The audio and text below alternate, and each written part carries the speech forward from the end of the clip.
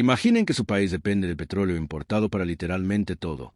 Hospitales, escuelas, bombas de agua, electricidad, gasolina.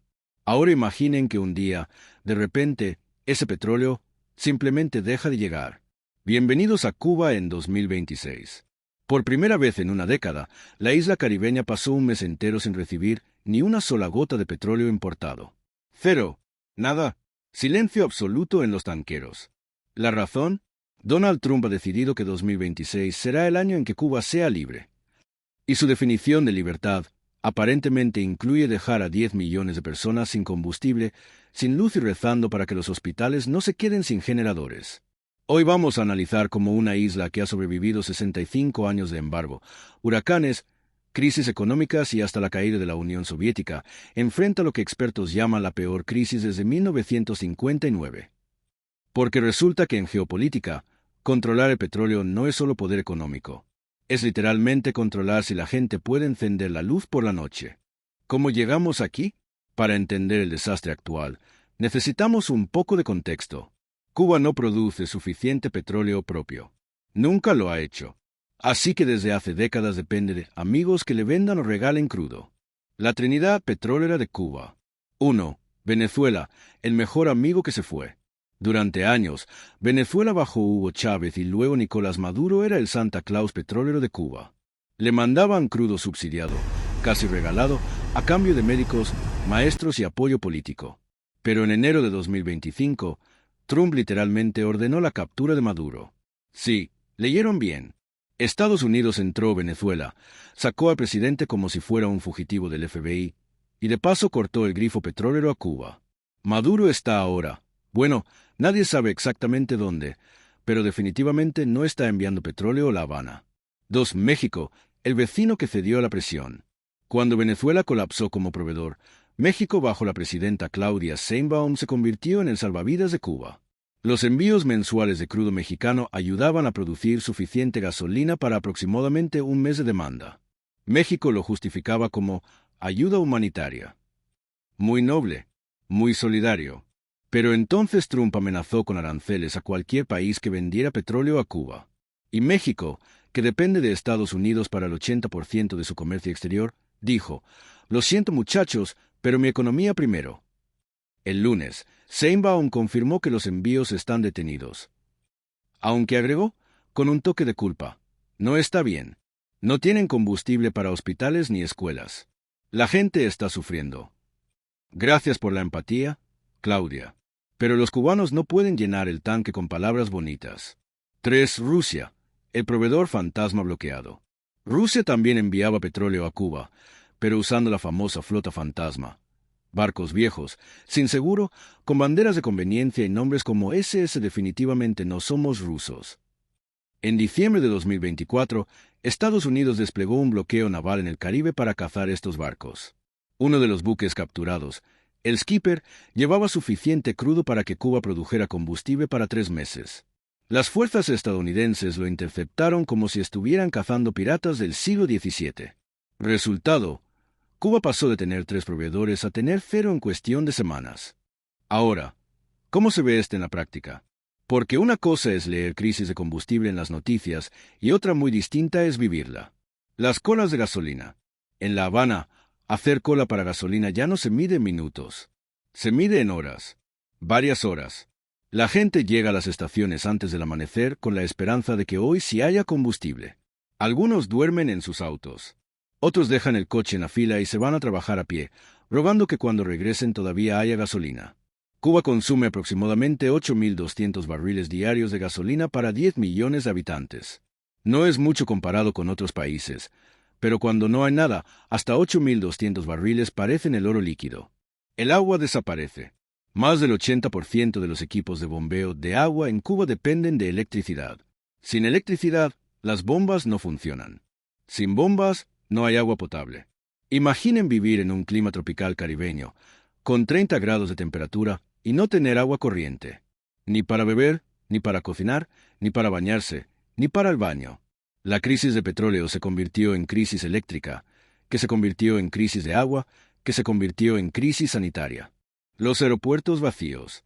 Cuba informó a las aerolíneas que no pueden reabastecer combustible de aviación en la isla durante el próximo mes. Si aterrizas en La Habana, más te vale llevar suficiente combustible para el viaje de regreso, porque aquí no hay. Resultado, cancelaciones masivas de vuelos. Turismo colapsado. Y el turismo es una de las pocas fuentes de divisas que le quedan a Cuba. Los resorts cerrados. Al menos 2 grandes balnearios turísticos cerraron por falta de gasolina para transportar turistas, empleados y suministros. Es la ironía suprema. Cuba tiene playas paradisíacas, hoteles, infraestructura turística, pero no tiene combustible para que funcione nada de eso. La comida desaparece. El sistema de racionamiento de alimentos depende del transporte. Sin combustible, los camiones no pueden distribuir la canasta básica regulada, el sistema de alimentos subsidiados del gobierno. Los más afectados. Niños en comedores escolares, embarazadas en programas de alimentación. Los más vulnerables, como siempre, son los primeros en pagar el precio. Ahora, ¿por qué Trump está haciendo esto? ¿Es crueldad pura? ¿Estrategia geopolítica? ¿Obsesión personal? Un poco de todo, para ser honestos. El objetivo declarado. Según Marcel Felipe, líder de la oposición cubana en el exilio, tras reunirse con diplomáticos estadounidenses, la administración Trump tiene un plazo claro: Cuba debe ser libre antes de que termine 2026. Trump quiere lograr lo que ningún presidente estadounidense ha conseguido en 65 años, el fin del régimen comunista cubano. Y su estrategia es simple: estrangulamiento económico total. La doctrina de máxima presión. Trump ya usó esta táctica con Irán, Venezuela y Corea del Norte. La fórmula es imponer sanciones brutales, amenazar a cualquier país que ayude al objetivo, esperar que la economía colapse, el pueblo, desesperado, derroca al gobierno profit, y democracia, supuestamente.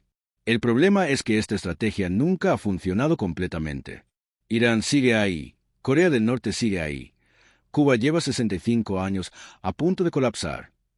Pero Trump cree que esta vez será diferente. ¿Por qué? Porque está atacando el punto más vulnerable, el petróleo. El cálculo político. Trump también está jugando para la galería doméstica.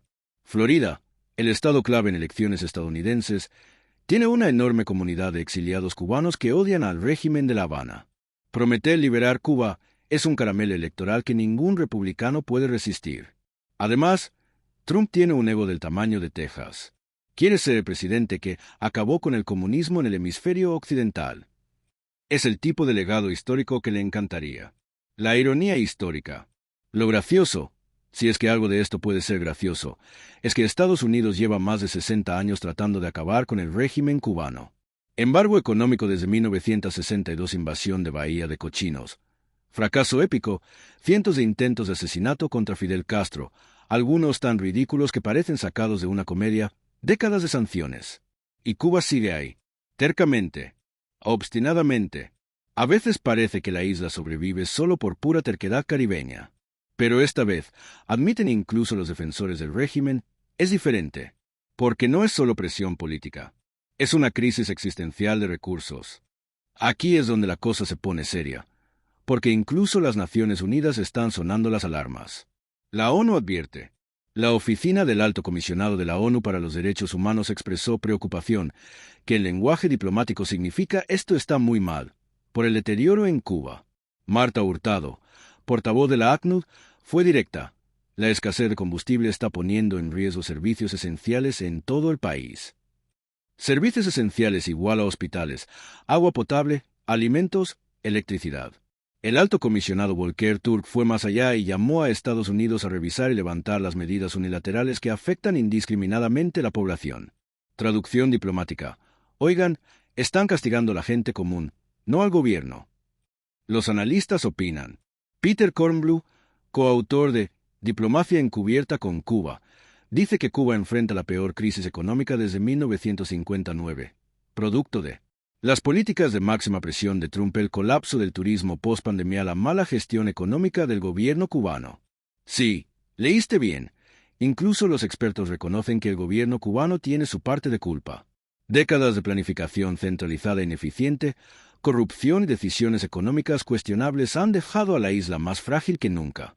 John Lee Anderson, cronista de The New Yorker, afirma que Washington busca presionar a La Habana hasta un punto que la obligue a negociar concesiones profundas.